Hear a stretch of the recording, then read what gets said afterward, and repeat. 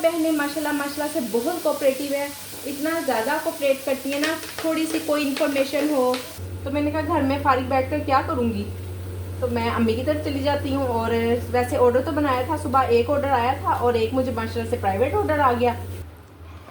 अस्सलाम वालेकुम my Wadiya family, welcome to Wadiya vlogs. कैसे हैं आप सब लोग? उम्मीद करती हूँ सब ठीक होंगे, खैरियत से होंगे। अल्हम्दुलिल्लाह अल्हम्दुलिल्लाह मैं भी ठीक हूँ, आप लोग भी ठीक हैं। तो अल्लाह का शुक्र अदा कर दें ताकि अल्लाह पाक खुश हो जाएं कि उसके बंदे ने उसका शुक्र अदा कर दिया है। बाकी सबसे पहले तो बात करते हैं ना मुल्की हालात पे। लाहौर में कल वाल्टन का एरिया, वहाँ पर भी ना अटैक हुआ है। मेरे एरिया से तो काफ़ी दूर है, पर सुबह अभी मेरे घर में जो गांव में ना इतला कहीं पहुंच गई कि लेक सिटी में भी हमला हुआ है। और सबके फ़ोन आने लगे, खैरियत से हो, घर आ जाओ, यहाँ क्यों बैठे हुए हो, गांव आओ। तो हमने कहा नहीं, शुक्र है अल्लाह का, सब कुछ खैरियत से है, ठीक है, अल्लाह का बहुत शुक्र है। आप लोग इतना परेशान ना हो। ज़्यादातर ना बहुत ज़्यादा सोशल मीडिया पे ना फजूल अफवाहें भी फैला रहे हैं। और चलें ठीक है, कुछ परेशानी, कुछ हमले अटैक तो हो ही रहे हैं, पर बहुत ज़्यादा लोग ना ऐसे खामखाई गलत बात करके ना अपने प्यारों को अपने, देखिए ना, ये अगर आपका कोई रिश्ता है भी नहीं, कम से कम हमारा इतना रिश्ता तो है ना, हम पाकिस्तानी हैं, हम मुसलमान हैं, तो क्यों इस तरह से झूठी अफवाहें फैला के ना अपने ही बहन भाइयों को परेशान कर रहे हैं। जैसे अभी गांव से सबका फ़ोन आया, मेरे हस्बैंड का भांजा भी होता है लाहौर में, हम भी होते हैं। वैसे तो मेरी तो सारी फैमिली लाहौर में ही है, मेरे अम्मी अबू बहन भाई, पर मेरा ससुराल उकाड़ा में होता है। तो फिर भी वो लोग इतने ज़्यादा परेशान हो गए ना, हमने उनसे कहा कोई बात नहीं, परेशानी वाली कोई बात नहीं है, सब ठीक है, खैरियत से है। हुसैन तो पेपर देने गया हुआ है, बच्चे भी सुबह स्कूल गए थे, अभी स्कूल से आ गए हैं, खैरियत से है, कोई आप परेशान ना हो। तो मैं यही यहाँ पे पैगाम देना चाहूँगी कि बिला वजह फजूल अफवाहें, झूठ, प्लीज़ परहेज़ करें ना इन चीज़ों से। झूठ आपको पता है ना कि कितनी बड़ी लानत है, फिर भी लोग पता नहीं किस तरह से झूठ बोल देते हैं। खैर अल्लाह पाक करम करे हमारे मुल्क पर और हमारे मुल्क के लोगों पर, आमीन सुम आमीन। तो जी मेरा प्राइवेट ऑर्डर है, 3 बज रहे हैं, 3:30 बजे मैंने ऑर्डर देना है। मेरे पास वेजिटेबल्स भी नहीं थी, ये भी मैंने अभी फ्रेश ही मंगवाई हैं सारी। ख़त्म तो मुझे पता था कि कल से ही ख़त्म हुई हुई हैं, पर मैंने जानबूझ के नहीं मंगवाई थी। मैं कहा चलें जब ऑर्डर आएगा ना तो फिर आपको पता है कभी कभी ना दरमियान में ऑर्डर नहीं भी आता 1-2 दिन, तो फिर ऐसी खाम का फ्रिज में पड़ी पड़ी वो ख़राब ही हो रही होती हैं। तो बेहतर है कि जिस दिन ज़रूरत हो इंसान उस दिन मंगवा ले।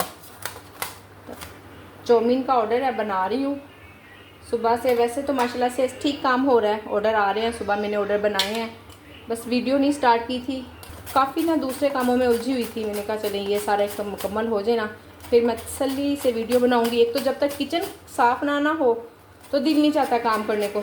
सबसे फर्स्ट प्रायोरिटी तो यही होती है, किचन साफ़ हो जाए जी।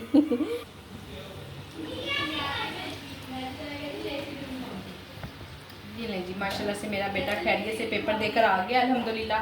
पूछती हूँ कैसा पेपर हुआ है। व्हाट्सएप ग्रुप में ना एक सिस्टर बता रही थी कि कराची में जो फूड पापा वाले हैं उन्होंने अपना सेमिनार किया है अवारी होटल में ना, लोगों को सबको इकट्ठा किया है, जिसकी रजिस्ट्रेशन ऑनलाइन नहीं हो रही थी तो उन्होंने वहीं पे रजिस्ट्रेशन कर लिया। और मैं यहाँ पे यही पैगाम देना चाहूँगी कि अगर किसी की रजिस्ट्रेशन नहीं हो रही है तो वो परेशान ना हो।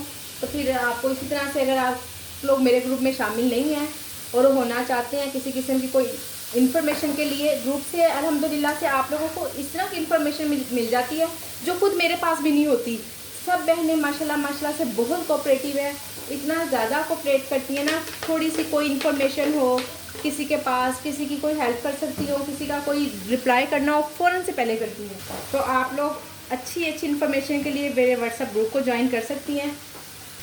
मुझे उन्होंने ही बताया, ग्रुप से ही मुझे इन्फॉर्मेशन मिली है।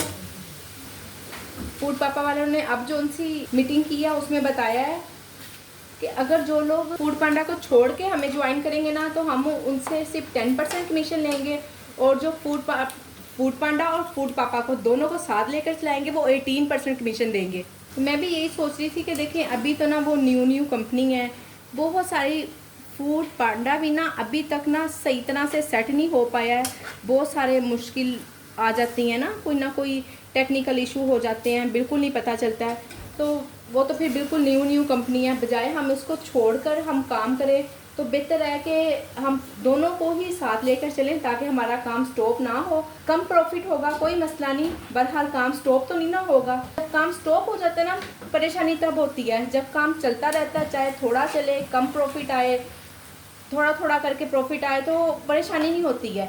हमें पता होता चले कुछ ना कुछ तो आ ही रहना, शुक्र अल्हम्दुलिल्लाह। तो हम अल्लाह का शुक्र अदा करते हैं, कुछ ना कुछ पॉसिबिलिटी चलती ही रहती है। अभी भी उनकी ऑनलाइन रजिस्ट्रेशन हो रही है, कोई करवाना चाहता है तो करवा ले, और अगर नहीं होती तो भी कोई परेशानी वाली बात नहीं है। उनकी मीटिंग में, उनके ऑफिस तो अभी उनका कोई भी नहीं है, पर इस चीज़ से कोई टेंशन वाली बात नहीं है कि हमारी वहाँ रजिस्ट्रेशन नहीं होगी, हो जाएगी इंशाल्लाह। उसके लिए मैंने आपसे कहा ना कि आप ग्रुप को ज्वाइन करें, तो वहाँ आपको बहुत अच्छी अच्छी इन्फॉर्मेशन मिल जाएगी। जो छोटा छोटा भी टेक्निकल इशू आ रहा होगा ना, इंशाल्लाह सोल्व हो जाएगा आपका, और आप इजीली अपनी रजिस्ट्रेशन करवा लेंगी। ये लें जी, डिवाइस मैं करने लगी ऑफ। बड़ा दिल चाह रहा है अम्मी से मिलने को, काफ़ी दिन हो गए मैंने ना मुलाकात ही नहीं की उनसे। तो ऐसे ही ना 2-3 दिन से बड़ा मेरा दिल चाह रहा था, तो मैंने हस्बैंड से कहा हुआ था, उन्होंने कहा चलो मुझे 1-2 दिन दो, जिस दिन मैं फ्री होता हूँ साथ लेके चलता हूँ तुम्हें। ये लीजिए रेडी हूँ मैं अल्हम्दुलिल्लाह से। मैं सिर्फ 5 मिनट में रेडी हुई हूँ। अम्मी के घर जाने के लिए आपको पता हम जल्दी जल्दी रेडी हो जाते होते हैं। ये लें जी, अल्हम्दुलिल्लाह हो आई हूँ मैं, मिलकर आ गई हूँ। दिल को सुकून और तसल्ली हो गई है। मैं ना वैसे ही छुट्टी करना चाह रही थी, थकी थकी सी थी कि थकी बस ऐसे ही थकावट, वैसे तो थकावट नहीं थी कि जिस्मानी थकावट नहीं थी, बस ना ज़हनी थकावट थोड़ी सी हुई भी थी। मैं अपना माइंड फ्रेश करना चाह रही थी, तो मैंने कहा घर में फारिग बैठ कर क्या करूँगी, तो मैं अम्मी की तरफ चली जाती हूँ। और वैसे ऑर्डर तो बनाया था, सुबह एक ऑर्डर आया था और एक मुझे माशाल्लाह से प्राइवेट ऑर्डर आ गया। ठीक है, काफ़ी है इतना अल्हम्दुलिल्लाह। और बाकी अब आते साथ ही बच्चों को देने लगी हूँ खाना, और उसके लिए मैं कड़ी तो बना रही थी पर अनकम्प्लीट छोड़ के चली गई थी।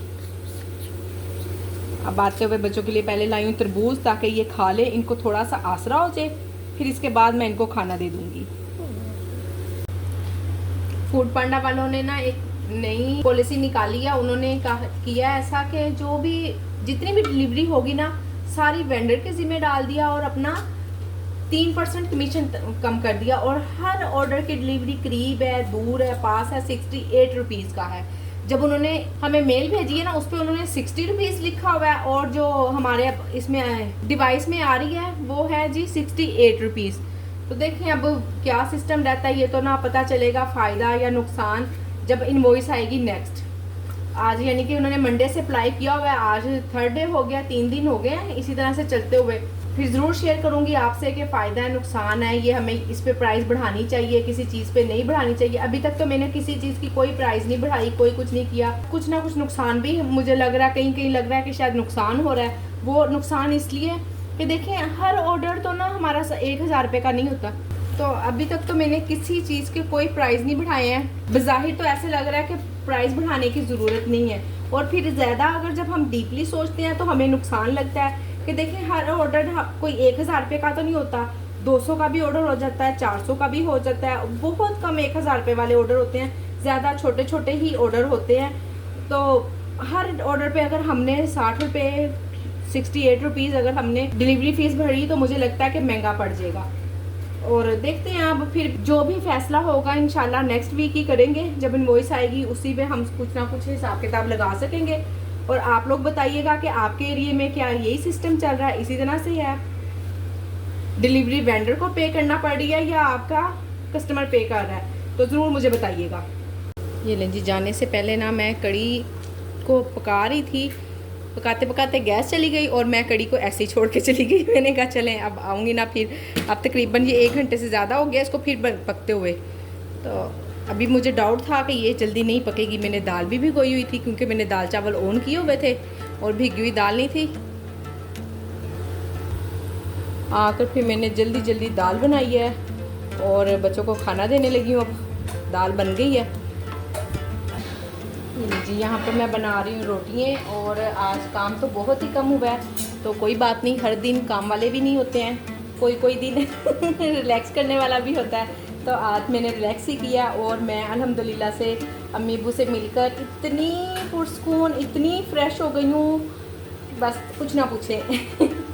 वीडियो को करती हूँ यहीं पे एंड। उम्मीद करती हूँ कि वीडियो आपको मेरी पसंद आई होगी।